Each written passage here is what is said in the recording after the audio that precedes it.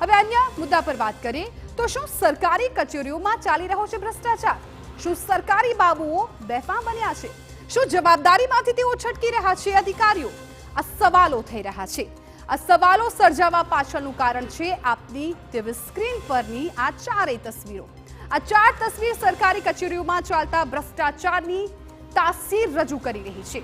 જૂનાગઢથી માંડીને નર્મદા સુધી, વડોદરાથી માંડીને સુરત સુધી પ્રજાના ચૂંટાયેલા પ્રતિનિધિઓ ખુદ સરકારી બાબુઓની તાનાશાહીથી ત્રસ્ત થઈ ફરિયાદ કરતા નજરે પડ્યા છે.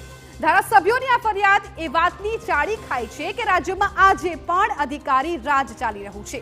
જૂનાગઢમાં ભ્રષ્ટાચારથી ત્રસ્ત ધારાસભ્ય અરવિંદ લાડાણીએ જાહેરમાં અધિકારીઓનો ઉધડો લીધો અને નર્મદામાં સંકલન બેઠકમાં ધારાસભ્યે તડાફડી ઉડાડીને ભ્રષ્ટાચારનો આરોપ લગાવ્યો. તો આ તરફ વડોદરામાં સિનિયર ધારાસભ્ય યોગેશ પટેલે કલેક્ટર કચેરી ભ્રષ્ટાચારનું કેન્દ્ર બન્યાનો આરોપ લગાવ્યો. તો બીજી તરફ સુરતમાં પણ અરવિંદ રાણાએ સરકારી બાબુઓને આડે હાથ લીધા. હવે વિચારો કે જો ખુદ ધારાસભ્યોની વાત ભ્રષ્ટ બાબુઓ ન સાંભળતા હોય તો સામાન્ય પ્રજાની તો શું હાલત થતી હશે?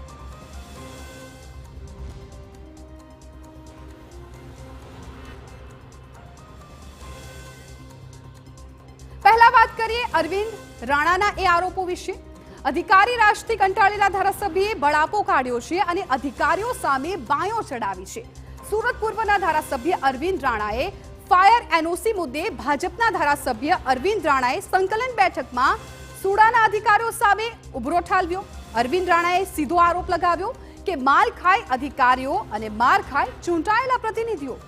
રાણાએ હુંકાર કર્યો કે હવે સુરતમાં અધિકારીઓની આડોડાઈ નહીં ચલાવી લેવાય. અધ્યક્ષ તરીકે બેઠા છે, એની જવાબદારીમાં જે આવે છે એની જવાબદારી એમને જે નિભાવવી જોઈએ એ નિભાવી શક્યા નથી. તો એમને આવનારી જે હવે પછીની સંકલન સમિતિ છે, સંકલન સમિતિની અંદર આ જે કંઈ કામગીરી કરી છે તેમાં અધિકારીઓ ઉપર શું પગલાં લીધા છે એની માહિતી લઈને આવવા જણાવ્યું છે. આ અધિકારીઓ પાસે માહિતી લઈને આવવાનું એટલા માટે જણાવ્યું છે કે આવા જ્યારે પ્રસંગો બને છે ત્યારે ચૂંટાયેલા પ્રતિનિધિ માર ખાય છે ત્યારે અમારે કેવું છે કે ખોટું જે કામ થાય એ ખોટું કામ કરનારાઓ અધિકારી છે, અધિકારીઓ માલ ખાય અને આ ચૂંટાયેલા પ્રતિનિધિઓ માર ખાય એ સુરત શહેરમાં હવે ચાલવાનું નથી. રાજકોટ અગ્નિકાંડ બાદ રાજ્યભરમાં કાર્યવાહી થઈ રહી છે અને જે જવાબદારો અધિકારીઓની મિલીભગત હતી તેમની વિરુદ્ધ કાર્યવાહી થઈ રહી છે અને તેને લઈને ધારાસભ્ય બગડ્યા હતા. ધારાસભ્યોનો સવાલ છે કે કોઈ મોટી દુર્ઘટનાઓને અંજામ મળ્યા બાદ જ કેમ અધિકારીઓ જાગે છે? મોટો ભ્રષ્ટાચારનો જેની ઉપર આક્ષેપ છે એવા અમારા મામલતદાર શ્રી માનવદરનો વહીવટદાર છે.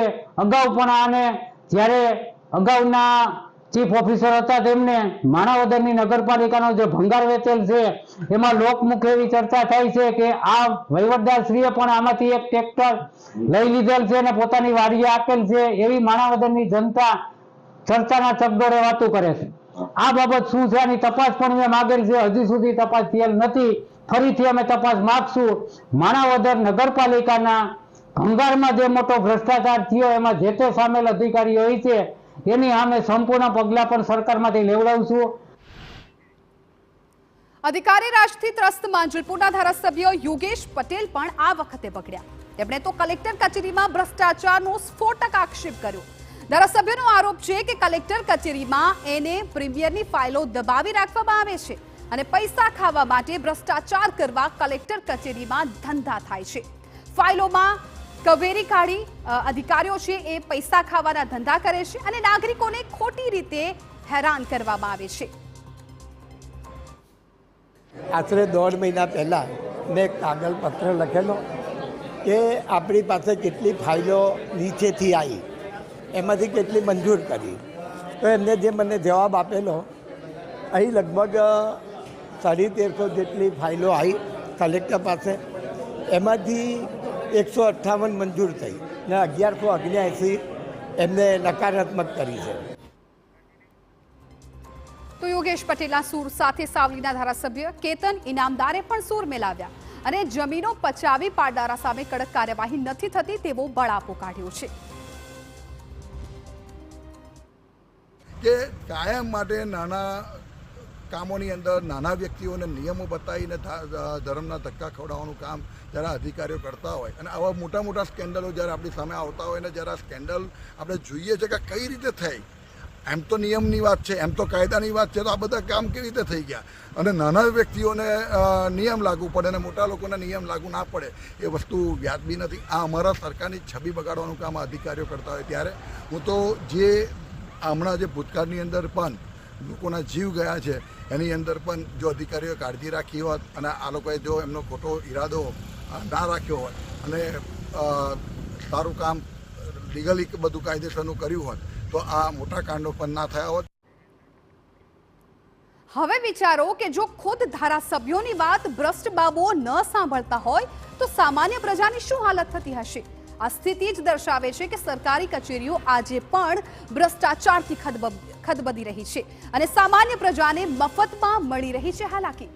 આશા રાખીએ કે ઝીરો ટોલરન્સની વાત કરતી આ સરકાર આ દિશામાં પણ ડોકિયું કરે અને ભ્રષ્ટાચારના ભોરિંગમાંથી પ્રજાને ઉગારે.